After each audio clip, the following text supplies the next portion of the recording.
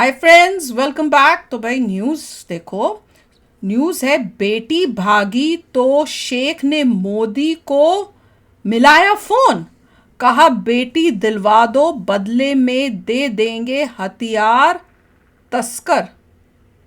देखते हैं। क्यों भागी भाई? देखें जरा क्या है, और मोदी जी से क्यों बोल रहे हैं ये भी समझ नहीं और आया। पता नहीं मोदी जी को कांटेक्ट कैसे करते हैं लोग।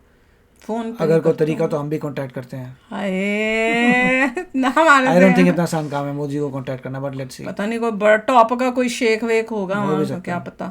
चलो तो वीडियो शुरू करते हैं। वीडियो शुरू करने से पहले अगर आप चैनल पर नए हो और आपने अभी तक सब्सक्राइब नहीं किया तो जल्दी से पहले सब्सक्राइब के बटन और बेल आइकन को क्लिक कर लो ताकि आपको हमारे सारे न्यू वीडियोस के नोटिफिकेशन मिल जाएं जैसे हम अपलोड करें। अगर आपको वीडियो पसंद आता है प्लीज़ लाइक एंड शेयर। चलिए शुरू करते हैं।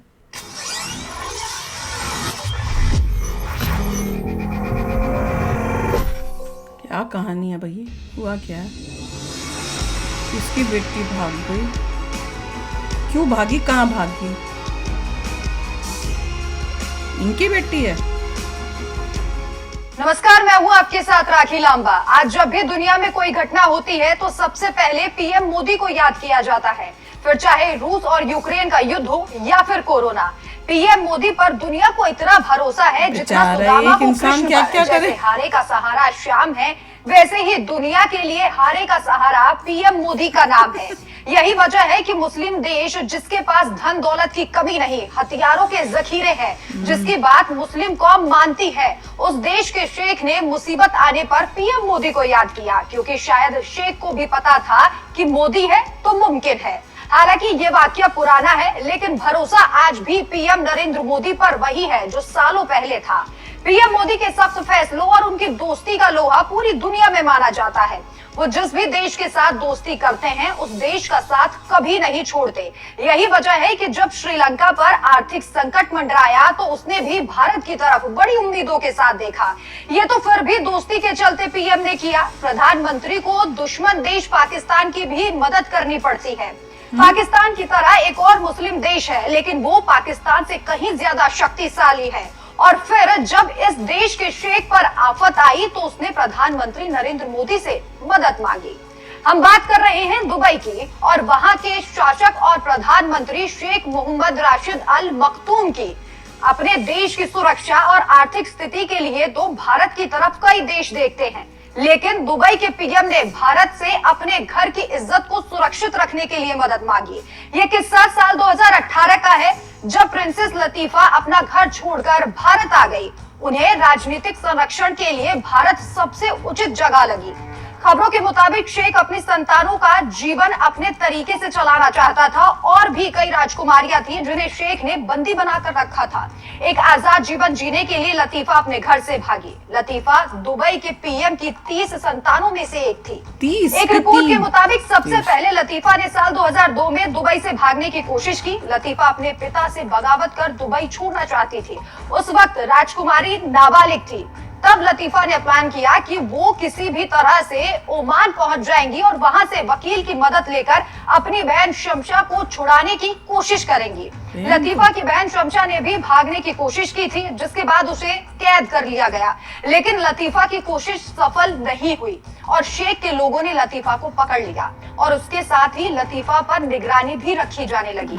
लतीफा को 3 साल तक कैद में रखा गया और उसके बाद जब उन्हें छोड़ा गया तब भी उन पर निगरानी रखी जाती थी। वो किससे मिल रही हैं, किससे बात कर रही हैं, इस पर पूरे तरीके से मॉनिटरिंग की जाती थी। एक रिपोर्ट के मुताबिक साल 2018 में फिर से लतीफा ने घर से भागने की कोशिश की। इसके लिए वो 7 साल से तैयारी कर रही थी। उन्होंने इसके लिए ट्रेनिंग भी ली। लतीफा एक दोस्त की मदद से ओमान पहुंची और फिर एक छोटी सी नाव के जरिए वो नोस्ट्रोमा तक पहुंची। लतीफा का अमेरिका जाने का प्लान था। योट के जरिए वो भारत में शरण लेने की योजना बना रही थी, क्योंकि भारत सबसे ज्यादा सुरक्षित जगह उन्हें लगी। भारत से पासपोर्ट के सहारे वो अमेरिका चली जाती, लेकिन जैसे ही इसकी भनक लतीफा के पिता और दुबई के पीएम को लगी, उन्होंने लतीफा को पकड़ने के लिए अधिकारियों को आदेश दे दिए। दुबई के शेख ने भारत के प्रधान प्रधानमंत्री को फोन किया, क्योंकि शेख को जानकारी मिली थी कि लतीफा भारत की तरफ बढ़ रही है। इसके बाद शेख ने पीएम नरेंद्र मोदी से मदद की गुहार लगाते हुए एक प्रस्ताव रखा कि अगर उनकी बेटी को प्रधानमंत्री तलाश कर शेख को सुपुर्द कर देते हैं तो बदले में एक हथियार तस्कर भारत को सौंप दिया जाएगा। इसके बाद भारत ने बड़ा दिल दिखाते हुए समुद्री नाव, हेलीकॉप्टर और कमांडो की टीम को भेज दिया।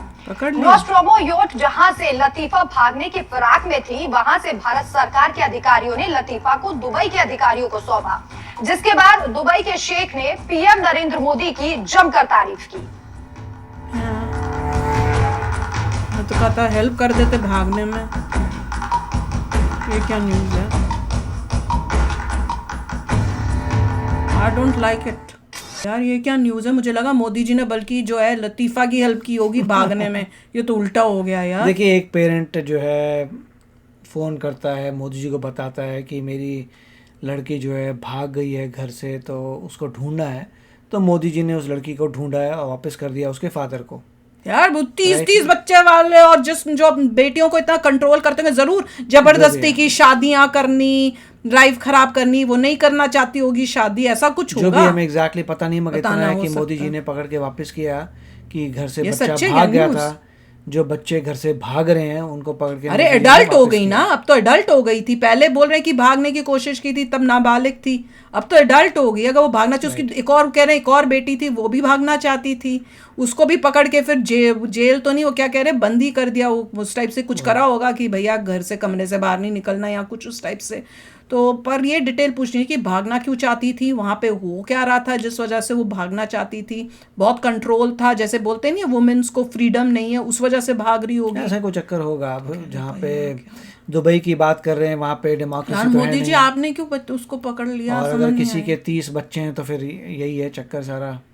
तुम 30 बच्चे हैं, 2 भाग भी जाए तो क्या तुम्हारा जाता है? इतने सारे तुम्हारे पास बैठे तो हैं।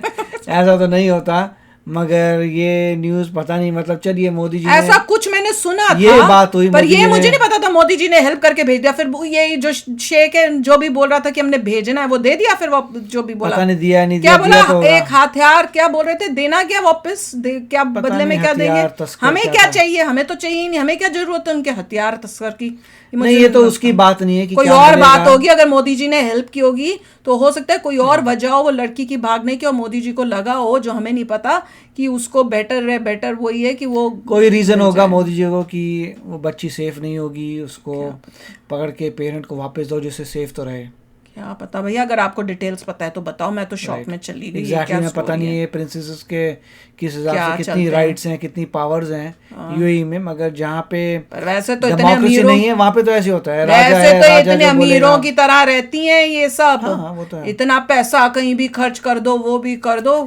राजा जो है वहाँ पे राजा है, पॉइंट ये है, डेमोक्रेसी नहीं है। तो राजा बोल रहा है या जो भी पीएम है, जो भी हेड है, वो जो बोल रहा है वही होगा और वही हो रहा है। अब जो भी पैदा हुआ है वहाँ पे उन सबको पता ही होगा कि डेमोक्रेसी तो है नहीं। जो पुराने ज़माने का सिस्टम है किंग ने जो बोल दिया वही होता है। ये मुझे नहीं पसंद तो कहीं और जाओ।